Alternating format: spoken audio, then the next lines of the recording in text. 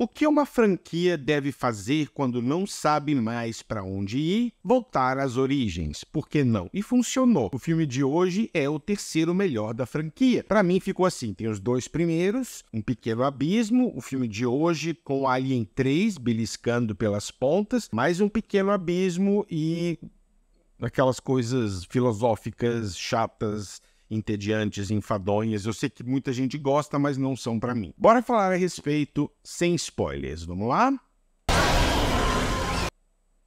Vamos lá.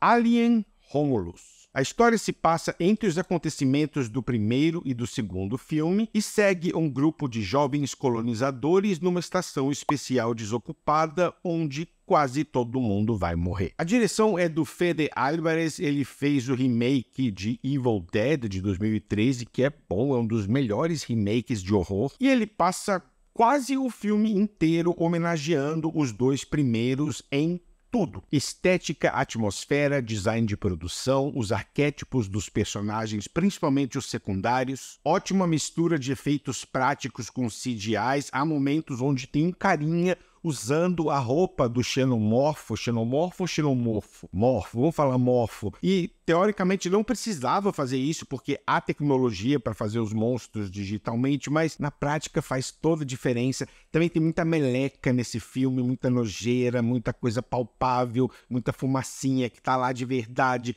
muitas superfícies escorregadias e sujas que estão assim de verdade. Um xenomorfo bem menos escandaloso no sentido de onde ele aparece e porque isso lembrou demais o primeiro Alien, que tinha restrições por questões de orçamento e de tecnologia, mas aqui essa volta às raízes funcionou bem demais. Teve um, eu não lembro, acho que foi o quinto, depois daquele da Winona Ryder, que o Alien tá em cima da nave de dia, dançando, e perdeu toda a mística, perdeu toda a sugestão, perdeu todo o suspense, e aqui isso voltou. E uma pegada de filme de horror mesmo, de cinema slasher, até o fato dos personagens serem mais jovens dessa vez, isso lembra demais uma estrutura de filme slasher, de filme de um assassino e várias vítimas. Tem alguns momentos assustadores aqui, muitos momentos carregados de suspense e tensão. Até quando você antecipa que alguma coisa vai acontecer, é enervante pra caramba quando acontece, e o filme não chega... Eu não queria fazer comparações com a Marvel, mas vou acabar fazendo. O filme não chega naquela armadilha da Marvel de depender demais do fanservice para funcionar, de ser fanservice primeiro, história segundo. Ele faz um pouco isso, tem várias referências a outros filmes, até videogames da franquia, então quem é muito fã vai pescar várias coisas, mas ao contrário de um filme da Marvel que faz isso, dá para uma pessoa casual que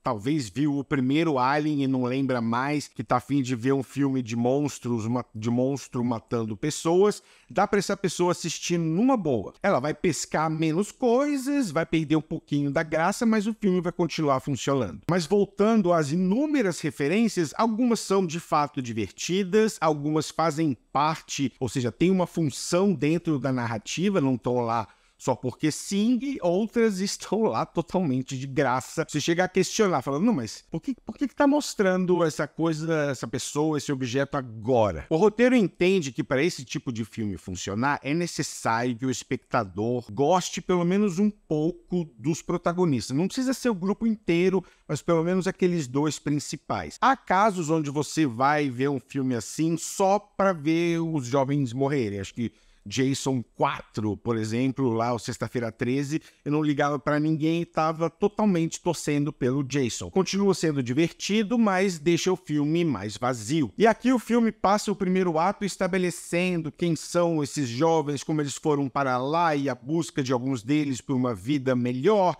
e o relacionamento entre os dois irmãos. Irmãos, um deles é um androide, mas são irmãos. É claro que tem muita gente que tá no filme só pra morrer, mas você cria algum vínculo que seja entre os principais, você torce por eles. A partir do momento que você está torcendo pela sobrevivência de alguém, quando chega um monstro para ameaçar essa sobrevivência, você gera tensão, e isso o filme tem de sobra. Agora, o primeiro ato é bem cadenciado, sem pressa nenhuma, talvez até um pouquinho demais. O relacionamento entre a Rain e o Andy tem camadas, é bem desenvolvido, é o suficiente para eu estar do lado dos humanos. O segundo ato tem uma barriguinha em relação ao ritmo, são aqueles famosos 20 minutos a mais. Esse filme com 1h40 seria praticamente perfeito, tirando uma outra coisa que eu odiei, eu vou chegar lá, mas tem uma barriga. O roteiro tem muitas conveniências, algumas chegam a ficar bobas, algumas ideias, alguns planos não fazem sentido e algumas coisas acontecem só para que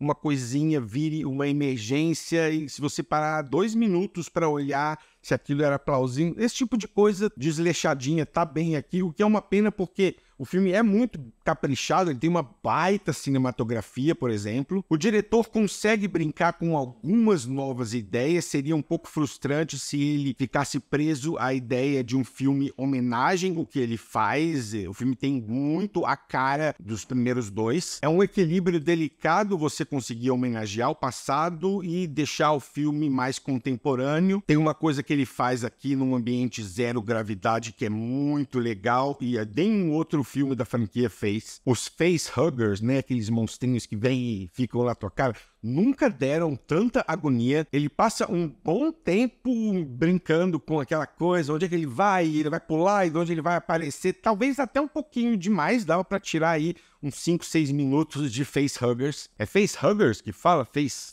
snatchers? É facehugger, não sei. Agarradores de rosto, pronto. Tem uma coisa bem tosca aqui, aliás tem duas, mas a primeira é um efeito visual que não funciona e não sei porque o cinema insiste tanto em fazer isso, pelo menos nos anos mais recentes, porque eu não lembro de uma vez onde ficou realmente bom. Às vezes fica bom durante um segundinho, mas aí você bate o olho um pouco mais pra frente e já tá estranho de novo. Aqui não ficou bom e é usado bastante até. Dava pra ter feito outra coisa no roteiro, não era uma coisa essencial pra história. Foi simplesmente uma má ideia e mal executada. É algo que me tirou do filme bem mais do que eu teria gostado, sabe? Eu fiquei assim... isso não tá bom, por que você, né, eu tava com a adrenalina lá em cima, agora é isso, não, até a exposição do filme fica preguiçosa, fica barata, o final é diferente do que eu imaginava. Normalmente, quando se trata de cinema, eu sei exatamente se eu gostei ou não gostei de algo. Vem uma cena, vem um twist, vem um final, e eu falei, isso é pra mim, isso não é pra mim, tipo, é na hora. E aqui, eu fiquei assim... Olha só o que tá acontecendo, será que isso... Ai, sabe quando você não tem... Você sabe, você vê o ridículo da coisa, mas ao mesmo tempo aprecia o fato de ser um pouco diferente e totalmente maluco. Acho que no final das contas eu gostei mais do que desgostei. Mas é esquisito pra caramba, A Cailee Spaeny tá bem aqui, não é fácil ser a nova Ripley, ela essencialmente é o arquétipo da personagem da Ripley e eu torci por ela numa boa, fiquei tenso quando ela estava em perigo, ou seja, ela faz o que desse tipo de personagem se espera. O David Johnson é outro destaque, ele tem mais para fazer do que um clichêzão, porque ele é um androide e essa franquia já teve vários androides memoráveis, então ele não caiu num território apenas de mais do mesmo, tem alguns conflitos, eu gostei do personagem. Destaque também para Isabella Merced, né, porque eu não vou dar spoilers, mas no mínimo destaque para ela. Alien Romulus faz um bom trabalho em levar o espectador de volta para o que funcionou no começo, com algumas boas novas ideias. Tem uma tosquicezinha aqui e depois uma outra que você fala, eu não sei se...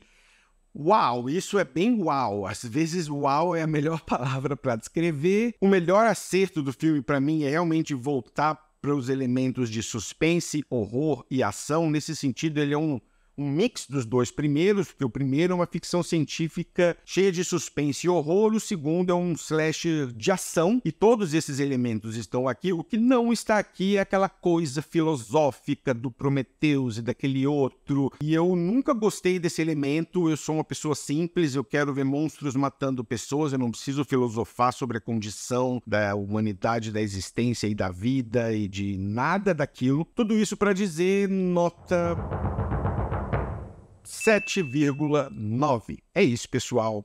Um abraço e até a próxima.